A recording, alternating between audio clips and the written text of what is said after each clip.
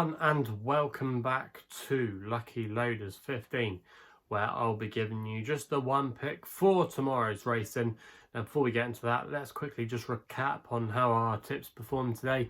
In the end, it wasn't a great day here on my YouTube channel as both horses failed to make the frame. My first tip was made in Italy at Kempton for Holly Doyle and Marco Botti. In the end, there wasn't much pace on in the race, which was my slight concern, my slight worry, but I was hoping Holly might have put her in a more forward position today, as she had been up with the pace earlier in her career, but on some of her most recent starts, like I explained yesterday, she had been held back.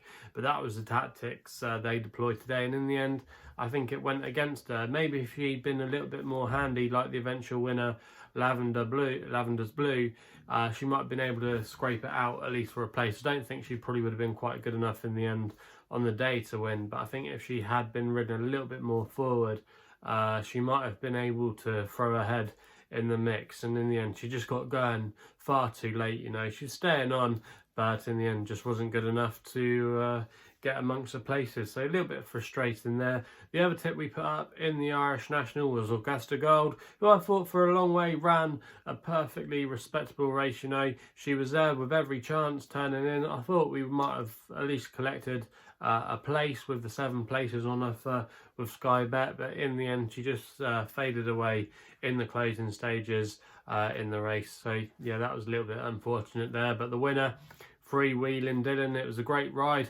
by Ricky Doyle, who was up there throughout, you know, and in the end was able to get the job done at 150 to 1. I know not many people out there obviously would have backed it, but you have to say it was a good enterprising ride, and maybe it wasn't a complete fluke. You know, if you actually go back and look at the form afterwards, I did, he'd had one on his first start last season, coming after a long layoff, so maybe the time to catch him is fresh, and he'd come back after a long break today. So yeah, maybe coming in fresh with Freewheeling Dylan was the angle with him, but I think the price he was, you wouldn't have thought he would have been good enough anyway to win the National, but clearly he was on the day, and the others just weren't good enough to pass him. So yeah, bit of a outside winner, but that's the way it goes sometimes. But hopefully we can be back amongst the winners tomorrow, where I've just got the one tip for you, which is going to be running in the evening action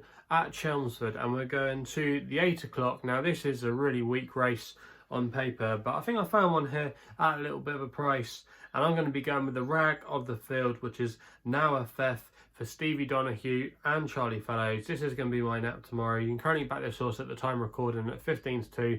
That price was available with Paddy Power and Betfair, and I'm going to recommend a 1-point win only bet. Now this race is a very small field tomorrow. In fact, there's only 5 runners in the race, but to be honest, like I said, I think it is a particularly weak contest. I don't think many of these in here are ahead of the handicapper. You know, I think the majority of them are exposed, but I think Nawafeth has finally got an opportunity to get her head in front. Now, she was previously trained in Ireland by Kevin Prendergast when she was owned by Sheikh Hamdan Al Maktoum. She's a Shadwell bred. She's got a lovely pedigree. But so yeah, since she's come to Charlie Fellows' yard, she hasn't quite set the world on fire. Her best run arguably came on her debut for Charlie Fellows, where she finished a respectable 5th in her Class 2 Fillies handicap at Wolverhampton at Christmas time, where she wasn't discredited at all. She was rated that day off a mark of 81, and she's since fallen down the weights to a mark of 72, so she's £9 lower than that 5th place effort at Wolverhampton. But I think in a race of this nature, she could be capable of winning off this mark. Now, another thing to note as well is tomorrow she's going to be going up in trip for the first time, and they're going to be applying the hood, which I think is a really good angle.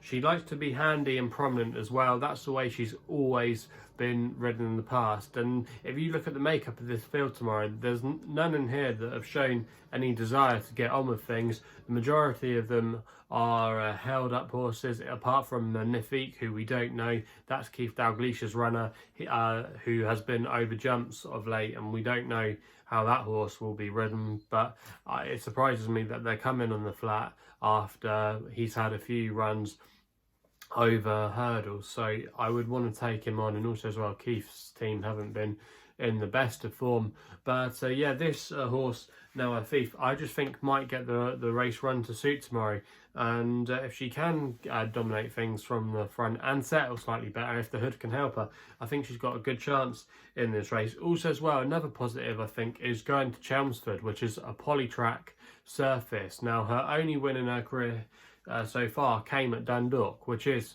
a polytrack surface. So the change of surface might help her, because all her runs in the UK so far on the all-weather have been onto Peter, which is a slightly different surface. And some people think that these things don't matter, but sometimes they can. So I think that will be a positive tomorrow. It's a small field. She's got a good draw and still free.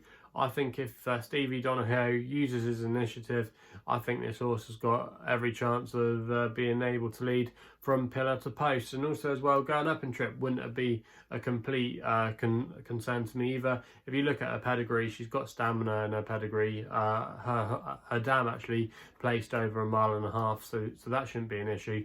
You just have to forgive Wolverhampton last time, which I think you can. She was well too keen, well too fresh last time out, and I think you can put a line through that run. So, but I think dropping down in class, or a couple of classes tomorrow to this race, like I said, I think this filly could bounce back off her official rating now of 72, and like I said, the others in here will probably have to run up to a career best to beat her. And the most likely one I could see is Morlaix, but for me, Morlaix, I like to take him on because I think he's far too short in the betting. And also as well, if you watched the win back last time at Wolverhampton, he took an age to get going, and he only got the job done in the final stages of the race. So yeah, I think he has his flaws, but for me, Nawafeth, 15-2, I think she's worth a bet there, and that's why she's going to be mine after the day in the 8 o'clock at Chelmsford. So that's the only tip for tomorrow's racing. If you're enjoying the videos, please remember to hit the thumbs up button and subscribe here to my YouTube channel at LuckyLoaders15.